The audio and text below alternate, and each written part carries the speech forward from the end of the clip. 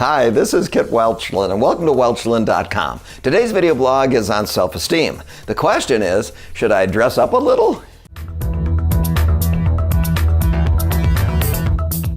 Kit, I have noticed over the years if I dress a little better, I feel a little better. I like to wear comfortable clothes, but sometimes I wonder if I look a little sloppy. When I dress dowdy or my fashion is frumpy, I feel less confident in some professional settings and meetings or important conversations.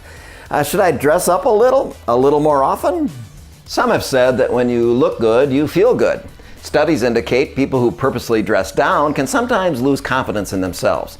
That loss of confidence affects anxiety and self-esteem. Dressing up a little can help facilitate communication because of the power of the first impression. The way you present yourself with your appearance and clothing can affect your relationships with others as well as how you view yourself. Dressing appropriately for the situation is a sign of respect for yourself and for the other people you are around.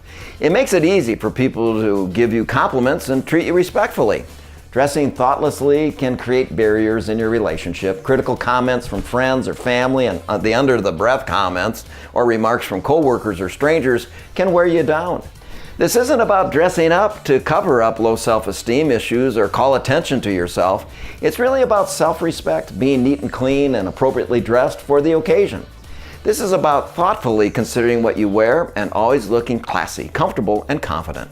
By consciously dressing to reflect the best of who you are, feeling put together and professional can give you a boost of your self-assurance and help you feel positive about your ability to assert yourself. Dress in a way that makes you feel confident and comfortable, and you will have an abundance of energy throughout the day. I agree. If I dress a little better, I'll probably feel a little better about myself. Confidence is king, or is it cash is king? Anyway, moderation in all things. Someone wise once said that. Because if I dress too fancy, people will think I'm a model.